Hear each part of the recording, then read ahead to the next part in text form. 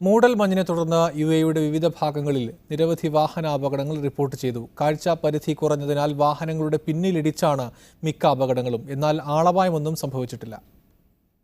പുലർക്കാലങ്ങളിൽ ദൃശ്യപരിധി കുറയുമെന്ന് കാലാവസ്ഥാ നിരീക്ഷകർ നേരത്തെ തന്നെ മുന്നറിയിപ്പ് നൽകിയിരുന്നു. രാവിലെ 6 മുതൽ 10 വരെ ദൃശ്യപരിധി 200 മീറ്റർ വരെ കുറയുമെന്നാണ് ദേശീയ കാലാവസ്ഥാ നിരീക്ഷണ കേന്ദ്രം അറിയിച്ചിരുന്നത്. വരും ദിവസങ്ങളിലും ഇത് തുടർന്നേക്കും.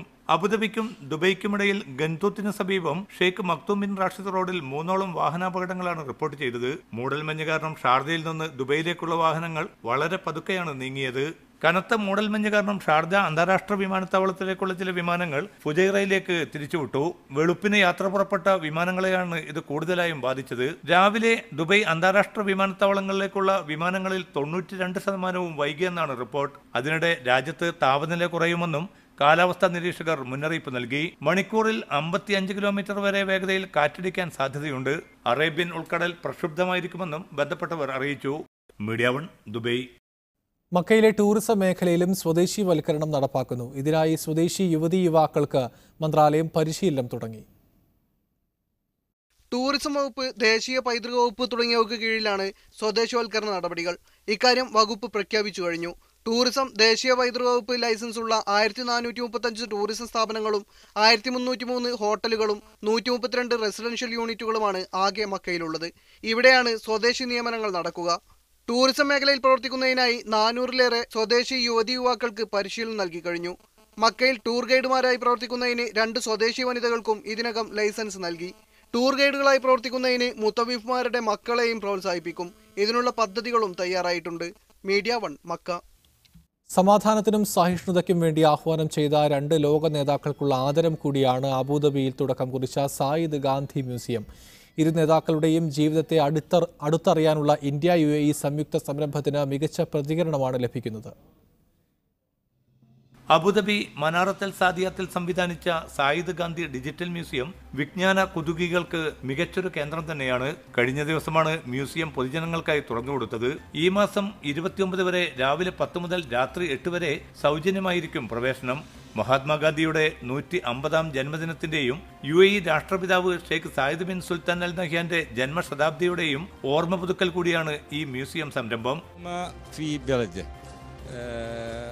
غاندي بالطبع هو الشخصية العالمية الإنسانية الذي استطاع أن يخرج بالهند من ظلال الاستعمار وأن ജനങ്ങളുടെ ക്ഷേമത്തിനായി പ്രവർത്തിച്ച ഇരു നേതാക്കളും നൽകിയ മഹത്തായ സംഭാവനകളെ അടുത്തറിയാനും മ്യൂസിയം യാത്ര ഉപകരിക്കും. മൾട്ടിമീഡിയ സാങ്കേതിക വിദ്യ ഉപയോഗപ്പെടുത്തിയാണ് മ്യൂസിയത്തിന്റെ രൂപകൽപ്പന.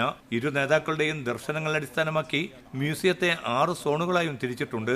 Media 1 Abu Dhabi. 6ാമത് അന്താരാഷ്ട്ര ബോട്ട് ഷോയ്ക്ക് ദോഹയിൽ തുടക്കമായി. വ്യവസായ വാണിജ്യ മന്ത്രി Ali bin Ahmad Al Kuwari മേള ഉദ്ഘാടനം ചെയ്തു. വിവിധ രാജ്യങ്ങളിൽ നിന്നായി 30-ലേറെ ആധുനിക ആഡംബര ബോട്ട് ഉടമകളും കമ്പനികളുമാണ് മേളയിൽ പങ്കെടുക്കുന്നത്.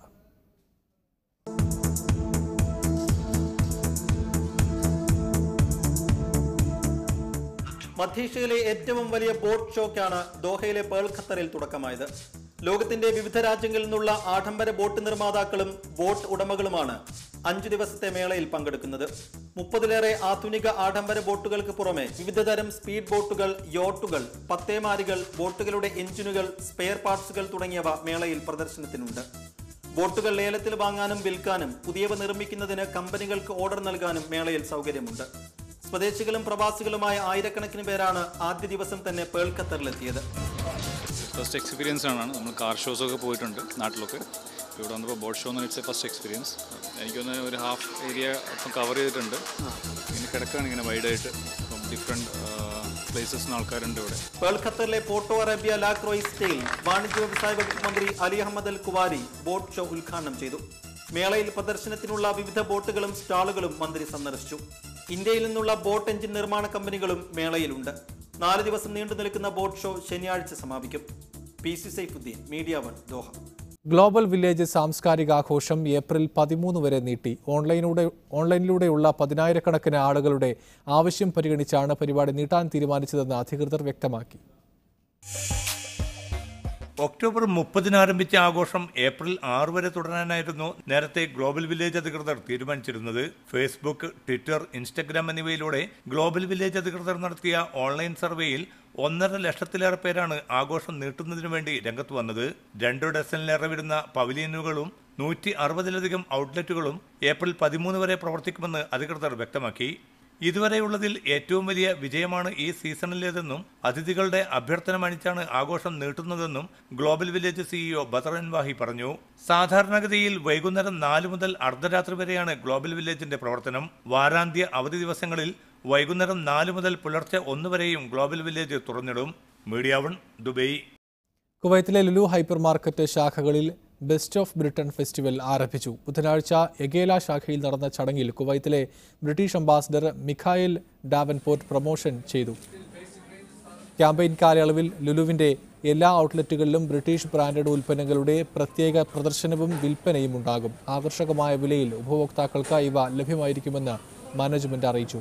11 ദിവസം നീണ്ടു നിൽക്കുന്ന പ്രമോഷൻ മാർച്ച് 23-ന് സമാപിക്കും. ഗൾഫ് മാധ്യമം ബഹ്റൈൻ എഡിഷന്റെ 20ാം വാർഷികത്തിന്റെ ഭാഗമായി ഏപ്രിൽ 12-ന് സംഘടിപ്പിക്കുന്ന ഹാർമോണിയസ് കേരള 2019 ലോഗോ പ്രകാശനവും സ്വാഗത സംഘ രൂപീകരണവും നടന്നു. പ്രവാസി സമൂഹത്തിലെ വിവിധ തുറകളിലുള്ളവർ പരിപാടിയിൽ പങ്കെടുത്തു.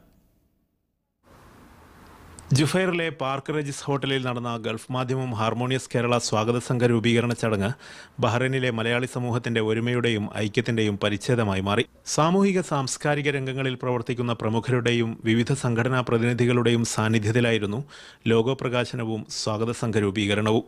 ഒരുമയുടെയും മാനവികതയുടെയും ആഘോഷമാണ് ഹാർമോണിയസ് കേരള സംഘടിപ്പിക്കുന്നതിലൂടെ ലക്ഷ്യമിടുന്നതെന്ന് ഗൾഫ് മാധ്യമം റെസിഡന്റ് എഡിറ്റർ PI നൌഷാദ് പറഞ്ഞു. നമ്മുടെ ഒരുമയെയും നമ്മുടെ സ്നേഹത്തെയും നമ്മുടെ ഐക്യത്തിൻ്റെയും ആഘോഷമായി വരണം. നമ്മുടെ 20ാം ഗൾഫ് മാധ്യമത്തിൻ്റെ 20 വർഷം പൂർത്തീകരിക്കുന്ന ഒരു സാഹചര്യമെന്നും അത് എല്ലാ പ്രവാസികളും എല്ലാവരും ചേർന്ന് നിൽക്കുന്ന എല്ലാവരുടെയും ഒത്തൊരുമയുള്ള ആഘോഷമായി മാറണം എന്ന് നമ്മൾ ആഗ്രഹിക്കണം. സമൂഹത്തിലെ വിവിധ തുറകളിലുള്ളവരുടെ പങ്കാളിത്തവും സഹകരണവും ഉറപ്പുവരുത്തി ഹാർമോണിയസ് കേരളയുടെ ലോഗോ പ്രകാശനം ചടങ്ങിൽ നടന്നു. ഗൾഫ് മാധ്യമം ബഹ്റൈൻ എക്സിക്യൂട്ടീവ് ചെയർമാൻ ജമാലിരിങ്ങൽ ചടങ്ങിൽ അധ്യക്ഷനായിരുന്നു. Program general convener Sayyid Ramadan Nadvi സ്വാഗത സംഘം പ്രഖ്യാപനം നടത്തി. ബഹ്റൈനിലെ പ്രമുഖ സംഘടനകൾക്കും കൂട്ടായ്മകൾക്കും പ്രാതിനിധ്യമുള്ള വിപുലമായ സ്വാഗത സംഘമാണ് ചടങ്ങിൽ രൂപീകരിക്കപ്പെട്ടത്. Resident manager V Abdul Jaleel സ്വാഗതവും ചീഫ് കറസ്പോണ്ടന്റ് ഷമീർ മുഹമ്മദ് നന്ദിയും പറഞ്ഞു. Siraj Pallikkara, media 1, Bahrain. മലപ്പുറം തിരൂരിൽ പ്രവർത്തിക്കുന്ന ബെഞ്ച്മാർക്ക് ഇന്റർനാഷണൽ റെസിഡൻഷ്യൽ സ്കൂൾ സാരഥികൾ ജിദ്ദയിൽ കരിയർ പ്ലാനിംഗ് സ്ട്രാറ്റജീസ് എന്ന വിഷയത്തിൽ സെമിനാർ സംഘടിപ്പിക്കുന്നു. കേരളത്തിലേക്ക് തുടർ വിദ്യാഭ്യാസം തേടിപ്പോകുന്ന വിദ്യാർത്ഥികൾക്ക് തൊഴിലവസരങ്ങളും കോഴ്സുകളും പരിചയപ്പെടുത്തുക എന്ന ലക്ഷ്യവുമായാണ് സെമിനാർ എന്ന് സംഘാടകർ വാർത്താസമ്മേളനത്തിൽ അറിയിച്ചു. നാളെ വൈകിട്ട് 7 മണിക്ക് ഷറഫിയ സഫിറോ ഹോട്ടലിൽ വെച്ചായിരിക്കും പരിപാടി. റഫീഖ് മുഹമ്മദ്, ഡോക്ടർ ഹബീബ് റഹ്മാൻ, ഹനീഫ് പന്ത്രൂസ്, അബ്ദുള്ള കഴായിക്കൽ തുടങ്ങിയവർ വാർത്താസമ്മേളനത്തിൽ സംബന്ധിച്ചു. ഖത്തർ ഇന്ത്യ സാംസ്കാരിക വർഷാചരണത്തിന്റെ ഭാഗമായി ഇന്ത്യൻ സ്പോർട്സ് സെന്റർ ദോഹയിൽ ശാസ്ത്രീയ യോഗ പരിശീലനം സംഘടിപ്പിക്കും. 17-ന് നടക്കുന്ന പരിശീലനത്തിൽ എല്ലാ പ്രവാസികൾക്കും പങ്കെടുക്കാൻ അവസരമുണ്ട്. ഖത്തർ ഇന്ത്യ സാംസ്കാരിക വർഷാചരണത്തിന്റെ ഭാഗമായി ഖത്തർ ഫൗണ്ടേഷന്റെയും ഖത്തർ മ്യൂസിയത്തിന്റെയും സഹകരണത്തോടെയാണ് ഇന്ത്യൻ സ്പോർട്സ് സെന്റർ ശാസ്ത്രീയ യോഗ പരിശീലനം സംഘടിപ്പിക്കുന്നത്. ഖത്തറിലെ പ്രായപൂർത്തിയായ മുഴുവൻ പ്രവാസികൾക്കും യോഗ പരിശീലനത്തിൽ പങ്കെടുക്കാം. ഈ മാസം 17-ന് വൈകിട്ട് 7 മുതൽ 9 വരെ ഖത്തർ ഫൗണ്ടേഷന്റെ സെറിമോണിയൽ കോർട്ടിലാണ് പരിശീലനം നടക്കുക. പുനെയിലെ രമാമണി അയ്യങ്കാർ മെമ്മോറിയൽ യോഗ ഇൻസ്റ്റിറ്റ്യൂട്ടിലെ യോഗാചാര്യ ഗുൽനാസ് ദസ്തിയാണ് പരിശീലനം നയിക്കുന്നത്. താല്പര്യമുള്ളവർ ഖത്തർ ഫൗണ്ടേഷന്റെ വെബ്സൈറ്റിലോ ഇന്ത്യൻ സ്പോർട്സ് സെന്ററിന്റെ ഇമെയിൽ വിലാസത്തിലോ മുൻകൂട്ടി രജിസ്റ്റർ ചെയ്യണം. പങ്കെടുക്കുന്നവർ അന്നേ ദിവസം 6:30-ന് മുമ്പ് സെറിമോണിയൽ കോർട്ടിൽ എത്തിച്ചേരണം. ശരീരം മുഴുവൻ മറയുന്നതും അയവുള്ളതുമായ വസ്ത്രങ്ങൾ ധരിക്കണമെന്നും ഇന്ത്യൻ എംബസി അറിയിച്ചു. Media 1 Doha. ഗൾഫ് നാടുകളിൽ പുതുതായി ജോലിക്കെത്തുന്ന 60% പ്രവാസികളിലും വൃക്ക രോഗങ്ങൾ കണ്ടുവരുന്നുണ്ട്. മാറുന്ന കാലാവസ്ഥയ്ക്ക് അനുസരിച്ച് ഭക്ഷണ രീതികളിൽ മാറ്റം വരാത്തതാണ് പലപ്പോഴും രോഗങ്ങൾക്ക് കാരണമാകുന്നത്. പുകവലിയും മദ്യപാനവും വൃക്ക രോഗങ്ങൾ പെട്ടെന്ന് മൂർച്ഛിക്കാനിടയാക്കുമെന്നും ഡോക്ടർമാർ പറയുന്നു. പുതുതായി പ്രവാസ ജീവിതം തുടങ്ങുന്ന 60% പേരിലും കല്ല് പോലെയുള്ള വൃക്ക രോഗങ്ങൾ കണ്ടുവരുന്നുണ്ടെന്നാണ് ആരോഗ്യ വിദഗ്ധരുടെ വിലയിരുത്തൽ. നാട്ടിലെ കാലാവസ്ഥയിൽ നിന്നും തീർത്തും വ്യത്യസ്തമായ മറ്റൊരു കാലാവസ്ഥയിലേക്ക് മാറുമ്പോൾ ഭക്ഷണ രീതികളിലും മാറ്റം വരുത്തേണ്ടതുണ്ട്. ഉപ്പ് വളരെ മിതമായി ഉപയോഗിക്കുക. ആനിമൽ പ്രോട്ടീൻ, അതായത് ബീഫ്, മട്ടൺ ഇങ്ങനെയുള്ള റെഡ് മീറ്റുകൾ എത്രയും കുറച്ച് ഉപയോഗിക്കാമോ അത്രയും കുറച്ച് ഉപയോഗിക്കുന്നതാണ് ഇങ്ങനെയുള്ള അസുഖങ്ങൾ വരാതിരിക്കാൻ നല്ലത്. പിന്നെ ഓക്സലേറ്റ് കൂടാതിരിക്കാൻ കാൽഷ്യം കണ്ടിട്ടുള്ള കാര്യങ്ങൾ, അതായത് മിൽക്ക്, യോഗട്ട്, ചീസ് ഇങ്ങനെയുള്ള കാര്യങ്ങൾ ഇതിൻ്റെ കൂടെ കൂടുതലായി ഉപയോഗിക്കുക. മദ്യപാനവും പുകവലിയും പാടെ ഒഴിവാക്കുകയാണ് പുത്തൻ പ്രവാസികൾക്ക് ഉത്തമമെന്നും ഡോക്ടർമാർ നിർദ്ദേശിക്കുന്നു. ഇങ്ങനെയുള്ള കാര്യങ്ങളൊക്കെ നാട്ടിൽ നിന്നും ഇവിടേക്ക് വരുന്ന പ്രവാസികൾ പെട്ടെന്ന് ഒരുപാട് ഇതിലേക്ക് കൂടുതലായിട്ട് ഉപയോഗിക്കാനുള്ള രീതി കൂടുന്നത് കൊണ്ടാണ് പലപ്പോഴും ഇവരിലൊക്കെ, അതായത് 6 മാസം മുതൽ 1 വർഷത്തിനുള്ളിൽ പലരെയും ഇങ്ങനെയുള്ള ബുദ്ധിമുട്ടുകളായിട്ട് കണ്ടെത്താറുണ്ട്. മൂത്രതടസ്സവും വേദനയും അനുഭവപ്പെടുമ്പോൾ തന്നെ വൃക്കയിൽ കല്ലാണെന്ന് ധരിച്ച് മരുന്ന് വാങ്ങി കഴിക്കുന്നവരുണ്ട്. കൃത്യമായ പരിശോധനകൾ നടത്താതെയുള്ള സ്വയം ചികിത്സ കൂടുതൽ അപകടങ്ങൾക്ക് കാരണമാകുമെന്നും ആരോഗ്യമേഖലയിലെ വിദഗ്ധർ പറയുന്നു. മസ്കത്തിൽ നിന്നും ബിനു കൊട്ടാരക്കരയ്ക്കൊപ്പം PC സൈഫുദ്ദീൻ, മീഡിയ 1, ദോഹ.